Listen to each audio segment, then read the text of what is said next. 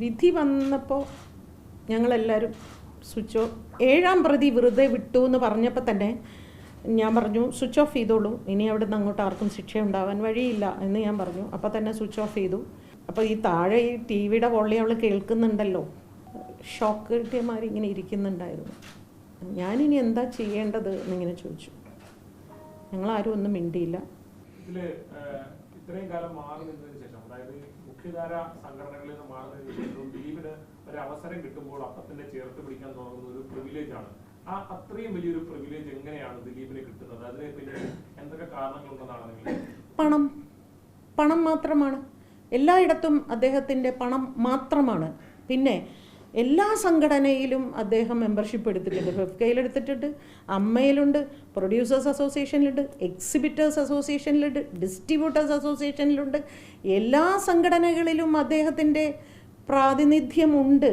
അതുകൊണ്ട് തന്നെ എല്ലാവർക്കും അയാളെ വേണം. അയാളെ വേണ്ട എന്ന് പറയുന്നവർ ഇൻഡസ്ട്രിയിൽ ഉണ്ടാവില്ല. അങ്ങനെ തന്നെയാണ് ഇപ്പോഴും അന്നും ഇന്നും ഈ കാലഘട്ടത്തിലൊക്കെ നടന്നുകൊണ്ട്, വളരെ നിശബ്ദമായി തന്നെ അതങ്ങനെ തന്നെയാണ് നടന്നുകൊണ്ടിരിക്കുന്നത്.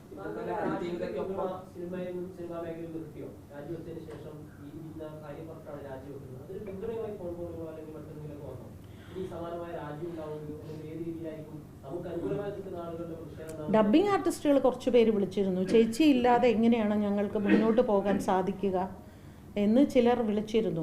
അപ്പം ഞാൻ പറഞ്ഞു, ഇപ്പം ഞാൻ ഇറങ്ങിപ്പോയി എന്ന് പറഞ്ഞ് നിങ്ങൾ ഇറങ്ങണം എന്നൊന്നുമില്ല. ഇറങ്ങണം എന്ന് അവനവനാണ് തീരുമാനിക്കേണ്ടത്, ഞാനല്ല നിങ്ങളെ നിർബന്ധിക്കേണ്ടത്. ഇത് എൻ്റെ ഉള്ളിലെ ഒരു തീപ്പൊരിയാണ്. അതിപ്പോൾ വേറൊരാൾക്ക് ഉണ്ടാവണം എന്നില്ല. പിന്നെ എനിക്കിപ്പോൾ എന്ത് നഷ്ടപ്പെട്ടാലും പ്രശ്നമില്ല എന്ന് പറയാൻ എനിക്ക് ധൈര്യമുണ്ട്. പക്ഷെ പാവങ്ങളാണ് ഡബ്ബിംഗ് ആർട്ടിസ്റ്റുകൾ, എല്ലാവരും തന്നെ പാവങ്ങളാണ്. അവരുടെ ബുദ്ധിമുട്ട് എനിക്ക് നന്നായിട്ട് മനസ്സിലാവും. അതുകൊണ്ട് തന്നെ അവർക്ക് എന്നോടൊപ്പം നിൽക്കാൻ ബുദ്ധിമുട്ടാണ്, പറ്റില്ല. അതുകൊണ്ടാണ്, അവർക്ക് സാധിക്കില്ല. ഈ നടനെ ചേർത്ത് പിടിക്കാൻ ഈ സംഘടനയുടെ ഭാരവാഹി പറഞ്ഞു എന്ന് പറഞ്ഞല്ലോ, അങ്ങനെയല്ല പറയേണ്ടിയിരുന്നത്, ജനറൽ കൗൺസിലാണ് വെക്കേണ്ടിയിരുന്നത് എന്ന് പറഞ്ഞല്ലോ. പക്ഷേ ഈ ജനറൽ കൗൺസിൽ ഇത്രയും ഭൂരിപക്ഷം ഉണ്ടാവുമ്പോൾ അവിടെ വെച്ചാലും മറിച്ചൊരു തീരുമാനം പിടിക്കാൻ പറ്റും? ഉണ്ടാവില്ല. എന്നാലും ഇതിനൊരു ഫോർമാറ്റ് ഉണ്ടല്ലോ. ഇതൊരു ട്രേഡ് യൂണിയനാണ്. ഫെഫ്ക എന്ന് പറയുന്ന വെറുതെ ഒരു കൂട്ടായ്മയല്ല, അതൊരു സാംസ്കാരിക സംഘടനയല്ല. അതിൻ്റേതായിട്ടുള്ള ചില നിയമങ്ങളുണ്ട്, ബൈലോ ഉണ്ട്. അതിന് പ്രകാരം മാത്രമേ ഉത്തരം പറയാൻ പാടുള്ളൂ. അങ്ങനെ ഒരു ചോദ്യം വരുമ്പോൾ തീർച്ചയായിട്ടും അദ്ദേഹം അപേക്ഷ തരട്ടെ. അപേക്ഷ ഞങ്ങൾ ജനറൽ കൗൺസിൽ ബന്ധപ്പെട്ട സംഘടനയ്ക്ക് അയക്കും. ആ സംഘടന വീണ്ടും ഫെഫ്കയ്ക്ക് അയക്കും. ഫെഫ്ക സെക്രട്ടറിയോ പ്രസിഡൻറ്റോ അത് ജനറൽ കൗൺസിലിൽ വയ്ക്കും. ഇങ്ങനെ പല കടമ്പകളുമുണ്ട്. ഇതെല്ലാം കടന്നിട്ട് മാത്രമേ അയാളെ സ്വീകരിക്കണോ വേണ്ടയോ എന്ന് പറയാൻ പാടുള്ളൂ. സാധാരണ എല്ലാ കാര്യത്തിലും വളരെ നിയമം നോക്കി സംസാരിക്കുന്ന ഒരാളാണ് ഫെഫ്ക ജനറൽ സെക്രട്ടറി. പക്ഷേ ഈ വിഷയത്തിൽ ആ ഒരു ആവേശം ഞാൻ കണ്ടു. അദ്ദേഹത്തെ സ്വീകരിക്കാനുള്ള ഒരു ആവേശം അത് ഞാൻ കണ്ടു. തീർച്ചയായിട്ടും. ഇന്നലെ അതിജീവികളുടെ കൂടെ ഉണ്ടായിരുന്നു പറഞ്ഞല്ലോ. അപ്പോൾ അവരുടെ എന്തെങ്കിലും വീഡിയോസിനോട് പറയാൻ പറ്റുന്ന കാര്യങ്ങളുണ്ട്. അവരുടെ എന്തായിരുന്നു അവരുടെ ആദ്യ പ്രതികരണം? ഇനിയിപ്പോൾ എന്തെങ്കിലും നിയമ നടപടിയോ എന്താണ് അവരുടെ ഭാഗത്തുനിന്ന് അങ്ങനെ എന്തെങ്കിലും പറയാവുന്ന കാര്യങ്ങളുണ്ടെങ്കിൽ? ഞങ്ങൾ ഇന്നലെ വാസ്തവത്തിൽ ഞാൻ അവളോട് പറഞ്ഞത്, ടി വി വെക്കരുത്, ഫോൺ സ്വിച്ച് ഓഫ് ചെയ്യുക, നമുക്ക് ഇവിടെ സംസാരിച്ചിരിക്കാം, 1 മണിക്ക് ശേഷം നമുക്ക് ടി വിയൊക്കെ കണ്ടാൽ മതി, നീ മുകളിൽ എവിടെയെങ്കിലും പോയിരിക്കണം എന്നൊക്കെ പറഞ്ഞിരുന്നു. പക്ഷേ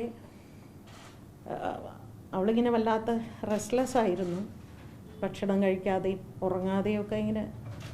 അപ്പോൾ അവൾ അവളുടെ മുറിയിൽ തന്നെയായിരുന്നു, അവൾ ടി വി കാണാനൊന്നും വന്നില്ല.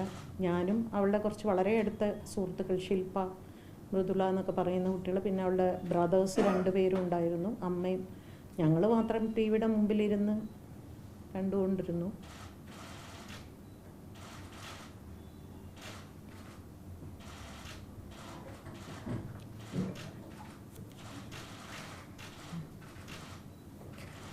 പിന്നെ വിധി വന്നപ്പോൾ ഞങ്ങളെല്ലാവരും സ്വിച്ച് ഓഫ്, 7-ാം പ്രതി വെറുതെ വിട്ടു എന്ന് പറഞ്ഞപ്പോൾ തന്നെ ഞാൻ പറഞ്ഞു സ്വിച്ച് ഓഫ് ചെയ്തോളൂ, ഇനി അവിടെ നിന്ന് അങ്ങോട്ട് ആർക്കും ശിക്ഷ ഉണ്ടാവാൻ വഴിയില്ല എന്ന് ഞാൻ പറഞ്ഞു. അപ്പോൾ തന്നെ സ്വിച്ച് ഓഫ് ചെയ്തു. ഞങ്ങളെല്ലാവരും അവളെ, അപ്പോൾ ഈ താഴെ ഈ ടി വിയുടെ വോളി അവൾ കേൾക്കുന്നുണ്ടല്ലോ. ഞങ്ങൾ അവളുടെ അടുത്തേക്ക് പോയപ്പം അവളിങ്ങനെ ഷോക്ക് കിട്ടിയമാതിരി ഇങ്ങനെ ഇരിക്കുന്നുണ്ടായിരുന്നു. ഞാനിനി എന്താ ചെയ്യേണ്ടത് എന്നിങ്ങനെ ചോദിച്ചു. ഞങ്ങളാരും ഒന്നും മിണ്ടിയില്ല, ആരും ഭക്ഷണം കഴിച്ചില്ല. എല്ലാവരും വൈകുന്നേരം വരെ അങ്ങനെ സൈലൻ്റായിട്ട് തന്നെ ഇരുന്നു. അത് മാത്രമേ ഉണ്ടായുള്ളൂ. അപ്പീൽ പോകുന്നതിനെ കുറിച്ചൊന്നും സംസാരിക്കാൻ പറ്റുന്ന ഒരു മാനസികാവസ്ഥയിലല്ലായിരുന്നു. അതല്ലായിരുന്നു അവിടെ സംസാരിക്കേണ്ടത്. അവളെ ഒന്ന് ആ സമയത്തൊന്ന് കൺസോൾ ചെയ്യാമെന്ന് മാത്രമേ ചിന്തിച്ചുള്ളൂ. നീതി കിട്ടിയില്ല എന്നുള്ളൊരു വികാരമായിരുന്നു അവർക്കുണ്ടായിരുന്നത്. 100% കോടതി മുറിക്കുള്ളിൽ അവൾ ഒരുപാട് അനുഭവിച്ചല്ലോ. എല്ലാവർക്കും അറിയാമല്ലോ. 2 മണിക്കൂർ ആ തെരുവിൽ അനുഭവിച്ചതിൻ്റെ 100 ഇരട്ടി 15 ദിവസം കോടതി മുറിക്കുള്ളിൽ അവൾ അനുഭവിച്ചു. അത് അവൾ പറയുമ്പോഴേ അതിന് നിങ്ങൾക്ക് മനസ്സിലാവുള്ളൂ. ഞാൻ പറയുമ്പോൾ അത്രയ്ക്ക് അങ്ങോട്ട് നിങ്ങൾക്ക് കിട്ടണം എന്നില്ല.